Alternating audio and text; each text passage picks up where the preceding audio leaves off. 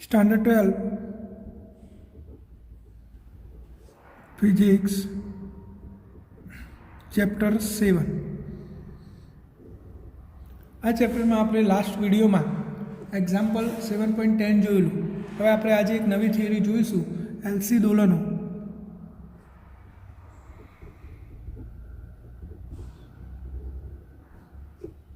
તો અગાઉના અભ્યાસમાં આપણે કેપેસિટર વિશે અભ્યાસ કર્યો છે. કેપેસિટર, તો કેપેસિટરની અંદર જે ઉર્જા હોય વિદ્યુત ઉર્જાના સ્વરૂપમાં હોય છે, વિદ્યુત ઉર્જા. અને આપણે એનું સૂત્ર પણ મેળવ્યું હતું, Q²/2C. એવી જ રીતે આપણે ઇન્ડક્ટરનો પણ અભ્યાસ કરેલો છે. ઇન્ડક્ટરની અંદર ઉર્જા ચુંબકીય ઉર્જાના સ્વરૂપમાં સંગ્રહિત થાય છે, અને એ પણ આપણે સૂત્ર મેળવ્યું હતું 1/2Li². તો કેપેસિટર જ્યારે ચાર્જ કરવામાં આવે ને એની પર Q જેટલો વિદ્યુત ભાર હોય તો એની અંદર ઉર્જા વિદ્યુત ઉર્જાના સ્વરૂપમાં સંગ્રહિત થાય છે Q²/2C જેટલી. અને ઇન્ડક્ટરને એની અંદરથી જ્યારે પ્રવાહ પસાર કરવામાં આવે તો ઇન્ડક્ટરમાં ઉર્જા સંગ્રહિત થાય છે ચુંબકીય ઉર્જાના સ્વરૂપમાં, અને એ સૂત્ર છે 1/2Li². હવે જ્યારે વિદ્યુતભારિત કરેલ કેપેસિટરને આપણે માન લો કે આપણી જોડે એક વિદ્યુતભારિત કરેલું કેપેસિટર છે, આની પર Q જેટલો ચાર્જ છે, અને આપણે જ્યારે ઇન્ડક્ટર સાથે જોડીએ તો શું થાય? કેપેસિટરનો વિદ્યુતભાર પરિપથમાં આવીને પ્રવાહનું નિર્માણ કરે છે, અને આ પ્રવાહના કારણે ઇન્ડક્ટરમાં ચુંબકીય ઉર્જા સંગ્રહિત થાય છે. એટલે કે કેપેસિટરનો વિદ્યુતભાર ઓછો થાય એટલે કેપેસિટરની ઉર્જા ઘટે, અને ઇન્ડક્ટરમાં ચુંબકીય ક્ષેત્ર ઉદ્ભવે એટલે એની ચુંબકીય ઉર્જા વધે. આ પ્રક્રિયા ક્યાં સુધી ચાલુ રહે? તો કેપેસિટરનો બધો વિદ્યુતભાર 0 થઈ જાય. એટલે કે કેપેસિટરની ઉર્જા 0 થઈ જાય, એટલે બધી ઉર્જા ક્યાં જતી રહી? ઇન્ડક્ટરમાં. કયા સ્વરૂપે? ચુંબકીય ઉર્જાના સ્વરૂપમાં. હવે કેપેસિટરની ધ્રુવીયતા ઉલટાઈ જાય છે, અને ફરીથી ઇન્ડક્ટરનો પ્રવાહ અહીંયાથી પસાર થઈને કેપેસિટરને ચાર્જ કરે છે. એટલે કે હવે ચુંબકીય ઉર્જા પાછી વિદ્યુત ઉર્જામાં આવે છે. આમ આ કેપેસિટર પરનો વિદ્યુતભાર ઇન્ડક્ટર થકી આ પરિપથમાં દોલનો કરે છે. પહેલાં અહીંયાથી અહીંયા જાય, પછી અહીંયાથી પાછો અહીંયા આવે.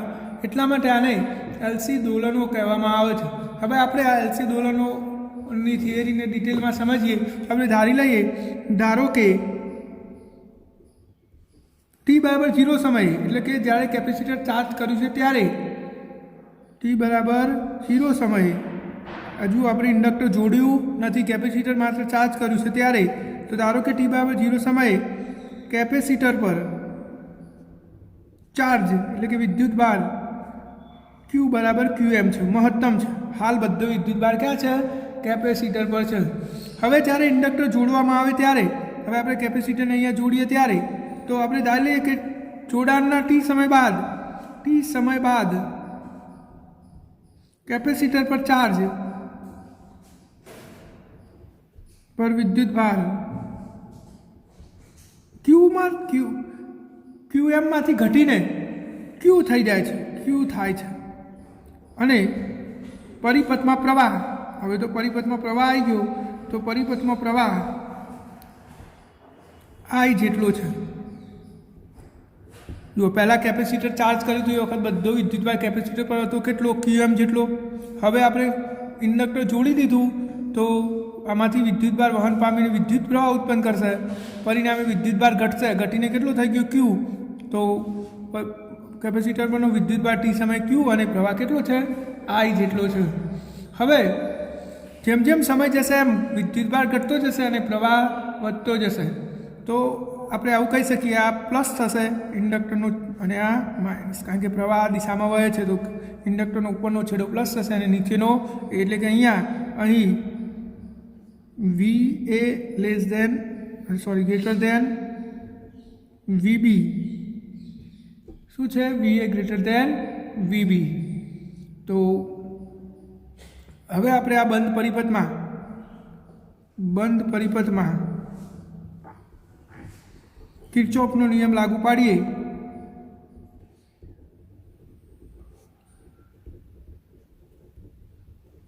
આ બંધ પરિપથમાં કિર્ચોફનો નિયમ લાગુ પાડો તો ઇન્ડક્ટરના કેપેસિટરના બે છેડા વચ્ચે વિદ્યુત સ્થિતિમાનનો તફાવત કેટલો હોય? Q/C.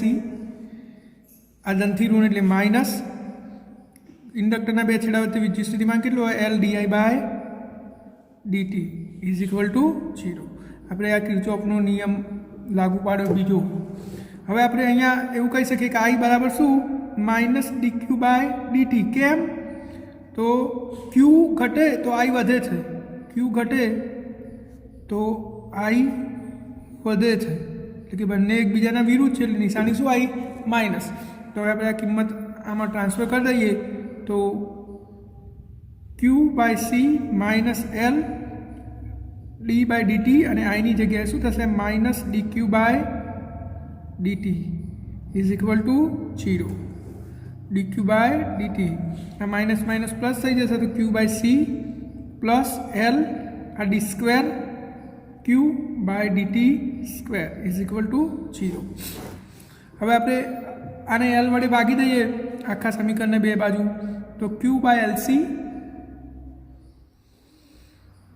Plus d square q/dt square is equal to 0. અને આપણે સિક્વન્સમાં ગોઠવી દઈએ તો d square q/dt square plus q/lc is equal to 0. આ સમીકરણને એલસી પરિપથનું દ્વિતીય ક્રમનું વિકલ સમીકરણ કહે છે. આ શું છે? દ્વિતીય ક્રમનું વિકલ સમીકરણ, જે આપણી આંતરિક દોલનો જે આપણે દોલક સરળ ગતિમાં જોયું હતું એનું સમીકરણ d2x/dt square plus ω0 square x બરાબર 0 જેવું જ છે, જે આ દ્વિતીય ક્રમનું વિકલ સમીકરણ છે, જે d2x/dt square plus ω0 square into x બરાબર 0 જેવું છે. તેથી તેનો ઉકેલ આપણે સીધો લખી શકીએ. તેથી તેનો ઉકેલ આપણે બીજા સેમિસ્ટરમાં જોયેલું છે, સરળ ગતિનું વિકલ સમીકરણનો ઉકેલ. તો આ સમીકરણનો ઉકેલ શું થશે? તો q is equal two qm cos ω0t plus phi, જ્યાં ω0 બરાબર 1/√LC. તો આ ઉકેલ સીધો આપણે સ્વીકારી લેવાનું છે. હવે આપણે પ્રાથમિક શરતોનો ઉપયોગ કરીએ અથવા પ્રારંભિક શરતોનો ઉપયોગ કરીએ. પ્રારંભિક શરત પ્રમાણે તો પ્રારંભિક શરત શું હતી? જ્યારે t બરાબર 0 ત્યારે q બરાબર શું હતું? qm મહત્તમ વિદ્યુતભાર હતું. જ્યારે t બરાબર 0 હતું ત્યારે વિદ્યુતભાર શું હતો? મહત્તમ. તો હવે આ બે કિંમતો આપણે આ સમીકરણમાં મૂકી દઈએ તો q ની જગ્યાએ qm is equal two qm cos t ની જગ્યાએ 0 પ્લસ phi. તો qm કેન્સલ થઈ ગયું તો અહીંયા 1 વધ્યો, cos phi વધ્યું. cos phi બરાબર 1 તો phi બરાબર શું થાય? 0. એટલે કે પ્રારંભિક ખરા શૂન્ય આવી. તો હવે આપણે આ કિંમત પાછી સમીકરણમાં મૂકી દઈએ તો q is equal two qm cos phi ની કિંમત 0 તો ωt વધ્યું, ω0t વધ્યું. q બરાબર qm cos ω0t. હવે આપણે પ્રવાહ મેળવવો છે આના પરથી, તો આપણે આનું વિકલન કરી શકીએ. એટલે કે t સાપેક્ષ વિકલન કરીએ તો t સાપેક્ષ વિકલન કરતા તો dq/dt is equal two d/dt qm cos ω0t. dq/dt બરાબર -i થાય. q અને i એકબીજાના વિરુદ્ધ છે, એટલે q ઘટે તો i વધે છે, એટલે qm અચર cos ω t નું થાય -sin ω0t ઇન્ટુ ω0. તો બે બાદથી માઇનસ માઇનસ કેન્સલ તો i બરાબર qm ω0 sin ω0t. આની જગ્યાએ હું im મૂકી દઉં તો i is equal two im sin ω0t, જ્યાં im બરાબર qm ω0. આ પ્રવાહ આવી ગયો આપણો પરિપથનો, અને આ આપણો પરિપથનો વિદ્યુતભાર આવી ગયો.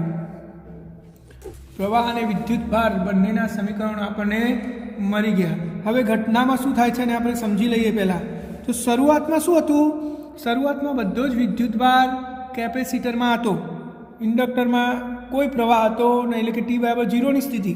તો ત્યારે તો શરૂઆતમાં તો આપણે આવું કહી શકીએ કે શરૂઆતમાં શરૂઆતમાં t=0 સમયે બધો જ વિદ્યુતભાર કેપેસિટર પર હતો,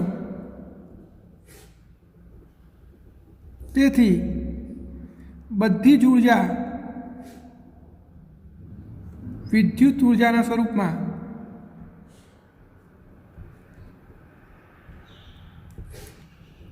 કેપેસિટરમાં સંગ્રહિત હોય છે। બધી ઉર્જા હાલ ક્યાં હશે? કેપેસિટરમાં સંગ્રહિત હશે, અને કેપેસિટરમાં સંગ્રહિત ઉર્જાનું સૂત્ર આપણે જાણીએ છીએ। શું થાય? તો UE is equal two Q², પણ વિદ્યુતભાર મહત્તમ છે Qm²/2c। આ બધી ઉર્જા આમાં હશે। હવે જેમ જેમ સમય પસાર થાય તેમ હવે ઇન્ડક્ટરમાં શું ઉર્જા હશે અત્યારે હાલ?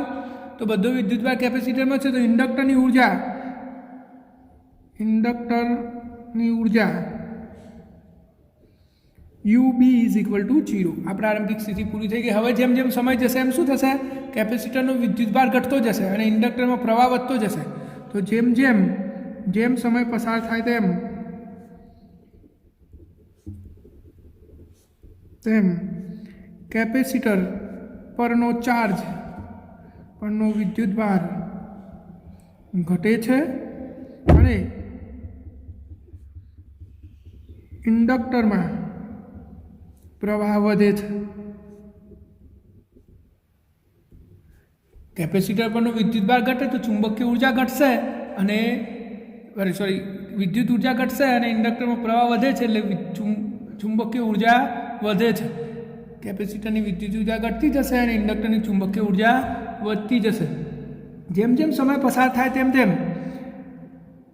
કેપેસિટરનો બધો ચાર્જ 0 થઈ જાય છે અને કેપેસિટરની બધી જ વિદ્યુત ઉર્જા ઇન્ડક્ટરમાં ચુંબકીય ઉર્જાના સ્વરૂપે સંગ્રહિત થઈ જાય છે। એટલે કે જેટલી વિદ્યુત ઉર્જા હતી બધી સામો કન્વર્ટ થઈ ગઈ ચુંબકીય ઉર્જામાં, અને એ સમયે ઇન્ડક્ટરમાં ચુંબકીય ઉર્જા UB બરાબર 1/2 LIm²।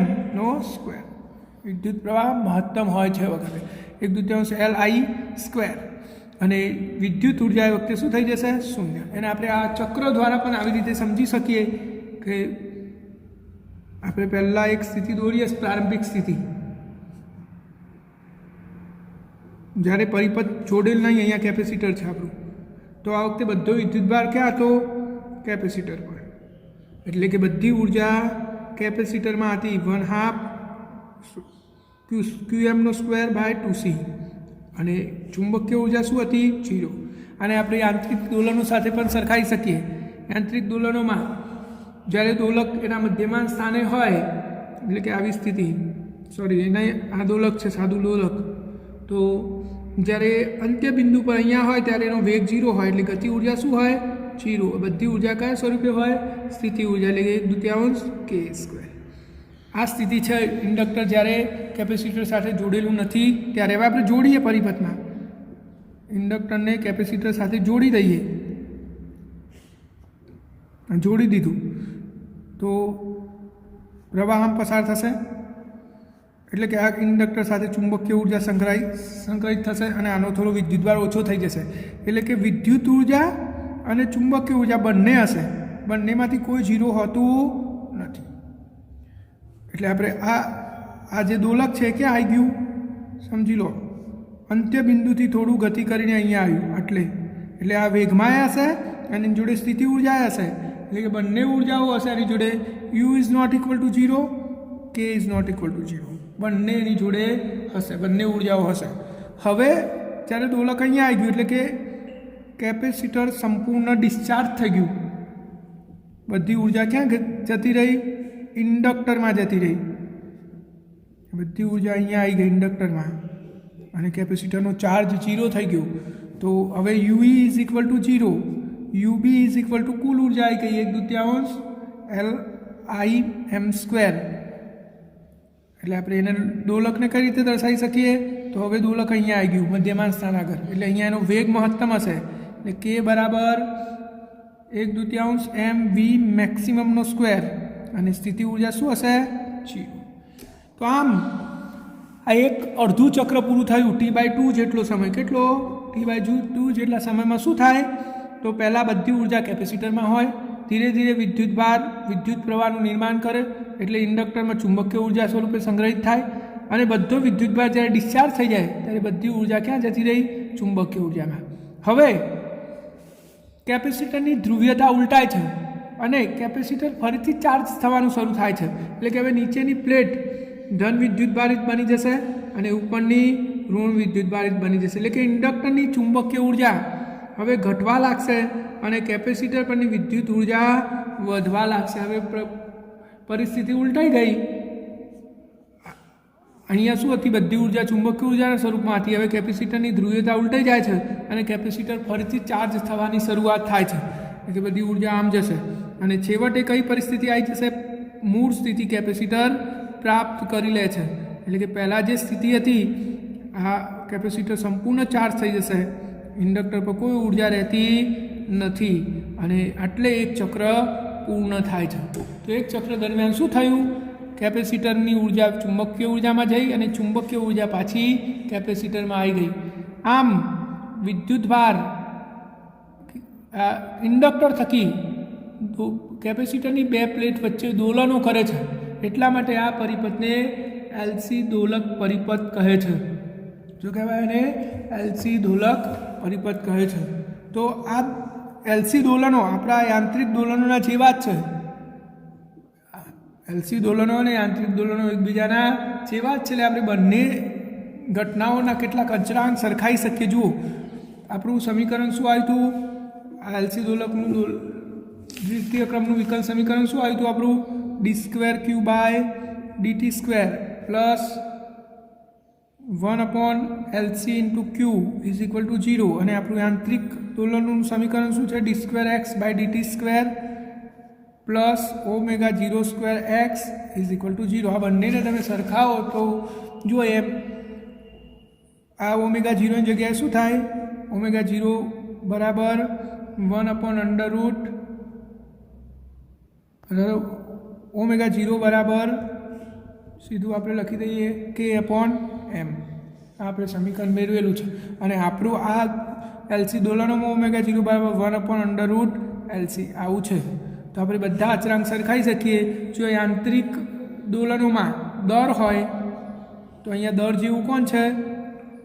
Inductor L. જુઓ આ નીચે વર્ગમૂળમાં ભાગાકારમાં m, તો અહીંયા ભાગાકારમાં L, તો એમની જગ્યાએ L. બર અચળાંક k ની જગ્યાએ શું છે? આમાં k ઉપર છે ને આમાં c નીચે છે એટલે 1/c. સ્થાનાંતર x ની જગ્યાએ શું છે? અહીંયા વિદ્યુતભાર q. જો અહીંયા x છે અને અહીંયા q છે. એવી જ રીતે વેગ dx/dt, તો અહીંયા વિદ્યુત પ્રવાહ I બરાબર dq/dt. યાંત્રિક ઉર્જા આમાં વિદ્યુત ચુંબકીય ઉર્જા અને આમાં ઉર્જાનું સમીકરણ શું થાય? તો આમાં 1/2 kx² આ સ્થિતિ ઉર્જા વત્તા 1/2 mv² આ ગતિ ઉર્જા. એવી જ રીતે અહીંયા શું થશે? q²/2c plus 1/2 li². તો આપણે આ બે ઘટનાઓ સમાન છે એવું કહી શકીએ. હવે કેટલીક પરિસ્થિતિઓ આપણે વિચારીએ કે આ ઘટના અનંતકાળ સુધી ચાલુ રહેતી નથી, એટલે કે એવું થયા જ ના કરે કે કેપેસિટરની ઉર્જા ઇન્ડક્ટરમાં જાય, ઇન્ડક્ટરની પાછી કેપેસિટરમાં, કેપેસિટરની પાછી ઇન્ડક્ટરમાં. આવું સતત ચાલુ રહેતું નથી. કયા કારણોથી? તો જો ઇન્ડક્ટરનો ઓહમિક અવરોધ સંપૂર્ણપણે 0 હોતો નથી, એને થોડો ઘણો તો અવરોધ હોય જ અને આ અવરોધના કારણે વિદ્યુતભારના દોલનો ધીમા પડતા જાય છે, એટલે કે ઉર્જાનું ઉષ્મા ઉર્જા સ્વરૂપે વેસ્ટ થતો હોય છે. બીજું, માન લો કે આનો અવરોધ 0 હોય તો પણ ઉર્જાનું સંરક્ષણ થતું નથી. કેમ?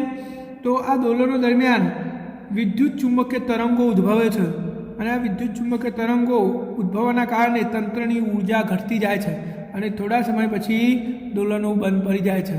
તો આપણી થિયરી અહીંયા પૂરી થાય છે. એલસી દોલનો સમજાવો તો આપણે આટલું લખવાનું થાય, જેમાં આકૃતિઓ દોરવી જરૂરી નથી.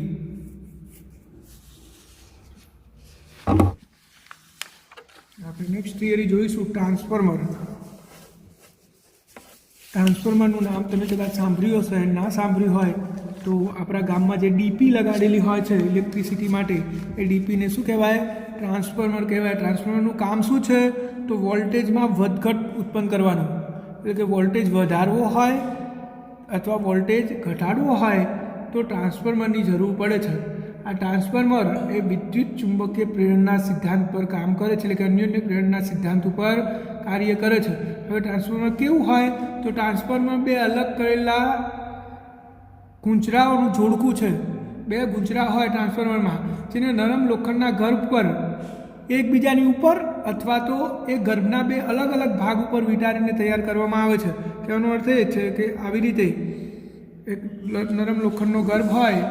આ નરમ લોખંડનો ગર્ભ છે, માન લો કે નરમ લોખંડનો ગર્ભ છે.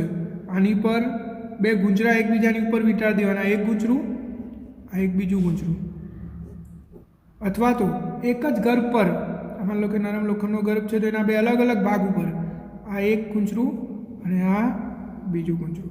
આ એક ગૂંચરાને પ્રાઇમરી ગૂંચરું અને બીજાને સેકન્ડરી ગૂંચરું કહેવામાં આવે છે. પ્રાઇમરી ગૂંચરામાં આંટાની સંખ્યાને NP વડે દર્શાવાય અને સેકન્ડરી ગૂંચરામાં આંટાની સંખ્યાને NS વડે દર્શાવવામાં આવે છે. તો ટ્રાન્સફોર્મરનો ઉપયોગ શું? વોલ્ટેજમાં વધઘટ ઉત્પન્ન કરવા માટે. બને કેવી રીતે? તો એ બે અલગ કરેલા ગૂંચરાઓનું બનેલું સાધન છે. બંને ગૂંચરાઓને કાં તો નરમ લોખંડના એક ગર્ભ ઉપર અથવા એ ગર્ભના બે અલગ અલગ ભાગ પર વીંટાળીને બનાવવામાં આવે છે. એક ગૂંચરાને પ્રાઇમરી ગૂંચરું અને બીજા ગૂંચરાને સેકન્ડરી ગૂંચરું કહેવામાં આવે છે. હવે જ્યારે પ્રાઇમરી ગૂંચરામાં આપણે AC વોલ્ટેજ લાગુ પાડીએ તો આ ગૂંચરામાં આમાં AC વોલ્ટેજ લાગુ પાડીએ આપણે તો પ્રથમ ગૂંચરામાં એટલે કે પ્રાઇમરી ગૂંચરામાં EMF પ્રેરિત થાય છે, એટલે કે આમાં ફ્લક્સ ઉદ્ભવે છે. EMF કે આમાં ચુંબકીય ફ્લક્સ ઉદ્ભવે છે અને આ ફ્લક્સ કોણ ગૂંચરા સાથે સંકળાય છે. પરિણામે કોણ ગૂંચરામાં પણ EMF પ્રેરિત થાય છે. આ ગૌણ ગૂંચરામાં ઉત્પન્ન થતા EMFનો આધાર આ ગૌણ ગૂંચરામાં આંટાની સંખ્યા ઉપર રહેલો છે. અહીંયા આપણે આદર્શ ટ્રાન્સફોર્મરની ચર્ચા કરીએ તો આદર્શ ટ્રાન્સફોર્મર કોને કહેવાય? તો પ્રથમ ગૂંચરા સાથે સંકળાયેલું બધું જ ફ્લક્સ બીજા ગૂંચરા સાથે સંકળાય છે, એટલે કે ફ્લક્સ લીકેજ થતું નથી. આ ગર્ભમાંથી ફ્લક્સ લીકેજ થતું નથી. હવે આપણે ધારો કે આપણે પ્રાઇમરી ગૂંચરાને VP જેટલો ટર્મિનલ વોલ્ટેજ લાગુ પાડીએ છીએ તો એમાં EMF આમાં ફ્લક્સ ઉદ્ભવે છે અને આ ફ્લક્સ બીજા ગૂંચરા સાથે સંકળાય છે અને બીજા ગૂંચરામાં સંકળાયેલું ફ્લક્સ માન લો કે ફાય છે. પ્રત્યેક આંટા સાથે સંકળાયેલું ફ્લક્સ ફાય છે. તો સેકન્ડરી ગૂંચરામાં ઉદ્ભવેલું EMF એપ્સાઇલન S આપણે આ સૂત્ર ભણી ગયા છે NS dφ/dt. આટલું ફ્લક્સ ઉદ્ભવશે. હવે આ ગૂંચરામાં ફ્લક્સ ઉદ્ભવ્યું તો એ આની સાથે પાછું સંકળાય છે અને આમાં પણ EMF પ્રેરિત થાય છે, એટલે કે સેકન્ડરી ગૂંચરામાં પ્રાઇમરી ગૂંચરામાં EMF ઉદ્ભવે છે, જેને બેક EMF કહે છે.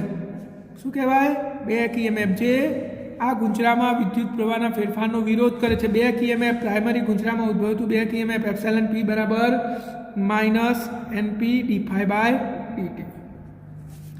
હવે એક બે પરિસ્થિતિઓ આપણે વિચારી લઈએ તો જો પ્રાઇમરી ગૂંચરાનો અવરોધ આપણે લગભગ 0 લઈ લઈએ અને સેકન્ડરી ગૂંચરાને આ પરિપથ કાં તો ખુલ્લો કાં તો આમાંથી પસાર થયેલો પ્રવાહ લગભગ 0 છે એવી પરિસ્થિતિ વિચારી લઈએ તો આપણે એપ્સિલોન S બરાબર VS અને એપ્સિલોન P બરાબર VP લખી શકીએ. શું કન્ડિશન લીધી? તો બીજા ગૂંચરામાંથી પસાર થતો પ્રવાહ લગભગ 0 એટલે કે ખૂબ નહિવત છે અને પ્રાઇમરી ગૂંચરાનો અવરોધ ખૂબ જ નાનો છે, ત્યારે આપણે આવી કન્ડિશન લઈ શકીએ છીએ. તો આપણે અહીંયા લખી શકીએ કે VS બરાબર -NS dφ/dt અને VP બરાબર -NP dφ/dt. આ બંનેનો આપણે ગુણોત્તર લઈ લઈએ તો VS/VP બરાબર આ dφ/dt કેન્સલ, માઇનસ કેન્સલ, તો NS/NP. આપણી જોડે આ એક સૂત્ર આવી ગયું. આપણે અહીંયા 3 બાબતો ખાસ ધ્યાનમાં રાખી છે. એક, પ્રાથમિક ગૂંચરામાં અવરોધ નાનો, પ્રાથમિક ગૂંચરાનો અવરોધ નાનો. આ પહેલી બાબત ધ્યાનમાં લીધી. બીજી શું બાબત આપણે ધ્યાનમાં લીધી? તો બંને ગૂંચરા સાથે સંકળાયેલું ફ્લક્સ સમાન છે. બંને ગૂંચરામાં ફ્લક્સ સમાન, એટલે કે ફ્લક્સ લીકેજ થતું નથી. આદર્શ પરિસ્થિતિ વિચારી છે. અને ત્રીજી બાબત આપણે શું વિચારી કે સેકન્ડરી ગુંચરામાં પ્રવાહ ખૂબ નાનો છે, ગૌણ ગુંચરામાં પ્રવાહ નાનો છે. આ 3 બાબતો આદર્શ પરિસ્થિતિ આપણે વિચારી છે ત્યારે આપણે આવું લખી શકીએ છીએ. અને આવું 100% કાર્યક્ષમતાવાળું ટ્રાન્સફોર્મર માટે જેટલો આપણે ઇનપુટ પાવર આપીશું એટલો જ આઉટપુટ આવશે, એટલે કે ઉર્જા વેસ્ટ થતી નથી. એટલે કે input power is equal two output power. Power એટલે વીઆઈ. તો આપણે આવું લખી શકીએ, ઇનપુટ પ્રવાહ ગુણ્યા input voltage is equal two output પ્રવાહ ઇન્ટુ આઉટપુટ વોલ્ટેજ. હવે આપણે વીએસ ભાગ્યા વીપી કરી દઈએ. વીએસ ભાગ્યા વીપી બરાબર શું થશે? આઈપી ભાગ્યા આઈએસ. આવું થાય. અને ઉપરવાળા સમીકરણનો સમન્વય કરી દઈએ તો એનએસ ભાગ્યા એનપી. આપણી જોડે આવું એક સમીકરણ આવી ગયું. જો કે આ આપણે આદર્શ પરિસ્થિતિની વાત કરીએ છીએ, આવું વાસ્તવિક રીતે હોતું નથી. ગુંચરાઓના અવરોધ, એડી પ્રવાહ એમ જ હિસ્ટેરિસિસની અસરના કારણે ઉર્જા વેસ્ટ થતી હોય છે. એટલે કે હંમેશા આઉટપુટ પાવર ઇનપુટ પાવર કરતાં ઓછો જ હોય છે. પરંતુ આપણે અહીંયા આદર્શ ટ્રાન્સફોર્મરની ચર્ચા કરીએ છીએ. હવે આપણે આઉટપુટ વોલ્ટેજ બરાબર સૂત્ર લખીએ તો આઈપી ભાગ્યા આઈએસ ઇન્ટુ વીપી, અથવા તો VS is equal two NS upon NP into VP, અથવા તો તમે આવું પણ કહી શકો આઈએસ બરાબર એનપી ભાગ્યા એનએસ ઇન્ટુ આઈપી. આપણે આ રીતે આઉટપુટ વોલ્ટેજ અને આઉટપુટ પ્રવાહ માટે સૂત્રો આવી રીતે લખી શકીએ. તો આ સૂત્રો પરથી શું કહી શકાય? તો જુઓ, એનએસ ગ્રેટર ધેન એનપી હોય. આનો અર્થ શું કે સેકન્ડરી ગુંચરામાં આંટાની સંખ્યા વધારે હોય, સેકન્ડરી ગુંચરામાં આંટાની સંખ્યા વધારે હોય તો શું થશે? વીએસ બરાબર એનએસ વધારે એનપી ઓછો, તો એક કરતાં મોટો જવાબ આવશે. એટલે કે શું થઈ જશે? વીએસ ગ્રેટર ધેન વીપી થઈ જશે. જો સેકન્ડરી ગુંચરામાં આંટાની સંખ્યા વધારે હોય તો આઉટપુટ વોલ્ટેજ વધારે હોય છે, એટલે આને સ્ટેપ અપ ટ્રાન્સફોર્મર કહે છે. શું કહેવાય? Step up transformer. Output voltage વધારે તો સ્ટેપ અપ ટ્રાન્સફોર્મર કહેવાય. સેકન્ડરી ગુંચરામાં આંટાની સંખ્યા વધારે તો સેકન્ડરી એટલે કે આઉટપુટ વોલ્ટેજ વધારે મળે છે, આને સ્ટેપ અપ ટ્રાન્સફોર્મર કહેવાય. અને એ વખતે પ્રવાહનું શું થાય? તો જુઓ, એનએસ વધારે એનપી ઓછો, તો આઈએસ લેસ ધેન આઈપી, એટલે કે આઉટપુટ પ્રવાહ ઓછો થઈ જાય છે, આઉટપુટ વોલ્ટેજ વધારે થઈ જાય અને આઉટપુટ પ્રવાહ ઓછો થઈ જાય. આવા ટ્રાન્સફોર્મરને કયું ટ્રાન્સફોર્મર કહેવાય? સ્ટેપ અપ ટ્રાન્સફોર્મર કહે છે. યાદ રાખજો, સ્ટેપ અપ ટ્રાન્સફોર્મરનું કામ શું? વોલ્ટેજ વધારે અને પ્રવાહને ઘટાડે છે. એવી જ રીતે આપણે ઉલટું વિચારીએ, જો એનએસ લેસ ધેન એનપી હોય તો શું થશે? વીએસ લેસ ધેન વીપી અને આઈએસ ગ્રેટર ધેન આઈપી. એટલે કે આઉટપુટ વોલ્ટેજ ઘટી ગયો અને આઉટપુટ પ્રવાહ વધી ગયો. તો આને સ્ટેપ ડાઉન ટ્રાન્સફોર્મર કહેવાય. શું કહેવાય? Step down. તો સ્ટેપ ડાઉન ટ્રાન્સફોર્મરનું કામ શું છે? આઉટપુટ વોલ્ટેજ ઘટાડવાનું અને આઉટપુટ પ્રવાહ વધારવાનું. અને સ્ટેપ અપ ટ્રાન્સફોર્મરનું કામ શું છે? આઉટપુટ વોલ્ટેજ વધારવાનું અને આઉટપુટ પ્રવાહ ઘટાડવાનું. આપણા ગામમાં જે ટ્રાન્સફોર્મર લાગ્યા હોય એ સ્ટેપ ડાઉન ટ્રાન્સફોર્મર હોય છે. આપણા ગામમાં જે ડીપી લાગેલી હોય છે કઈ હોય? Step down. એ લગભગ 11,000 વોલ્ટને ઘટાડીને 240 વોલ્ટ કરે છે, એટલે કે વોલ્ટેજ ઘટાડે છે. એટલે આપણા ગામમાં જે ડીપી લાગેલી હોય સ્ટેપ ડાઉન હોય, અને પાવર સ્ટેશનોમાં જે ડીપી લાગેલી હોય એ સ્ટેપ અપ હોય છે. આટલી જ અમને ખબર પડી ગઈ હશે. આ આદર્શ પરિસ્થિતિની વાત છે, પરંતુ બધા ટ્રાન્સફોર્મર આદર્શ ટ્રાન્સફોર્મર હોતા નથી. કેમ નહીં હોતા એ આપણે વિચારી લઈએ. તો પહેલું તો આપણા ટ્રાન્સફોર્મરની ખરાબ ડિઝાઇન.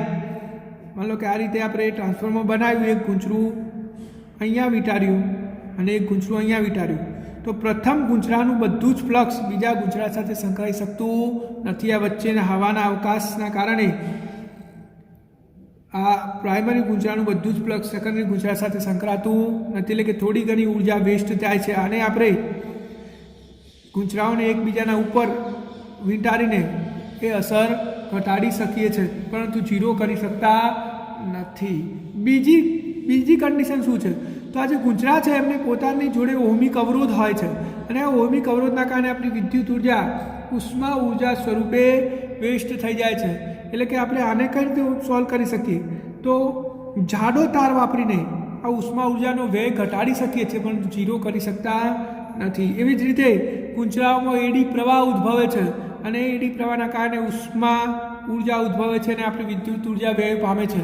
આને પણ આપણે લોખંડના ગર્ભને એક ભાગમાંથી બનાવવાની જગ્યાએ નાની નાની પટ્ટીઓ ચોંટાડીને ગર્ભ બનાવીએ તો એડી પ્રવાહની અસર ઘટાડી શકાય છે. એ પણ આપણે આગળ ભણી ગયા છીએ. અને છેલ્લી અસર હિસ્ટેરિસિસ, પ્રત્યાવર્તી પ્રવાહ એટલે કે ઉલટસુલટ પ્રવાહના કારણે આ જે કોર ભાગ છે આપણે અંદર લોખંડનો વાપર્યો છે, કોર ભાગમાં ચુંબકીય ધ્રુવીયતા વારંવાર ઉલટાય છે અને હિસ્ટેરિસિસના કારણે આપણી વિદ્યુત ઉર્જા ઉષ્મા ઉર્જા સ્વરૂપે વેસ્ટ થાય છે. તો એ પણ આપણે અલગ અલગ પટ્ટીઓ ચોંટાડીને એવા પદાર્થો વાપરીને કે જેમની રિટેન્ટિવિટી ઓછી હોય એવા પદાર્થો વાપરીને આપણે એ અસરને ઘટાડી શકીએ છીએ. તો આપણે અહીંયા ચેપ્ટરને પૂરું કરીએ છીએ અને હવે આપણે એક્સરસાઇઝમાં થોડા દાખલાઓ છે જોઈ લઈશું એટલે આપણું ચેપ્ટર પૂરું થઈ જશે.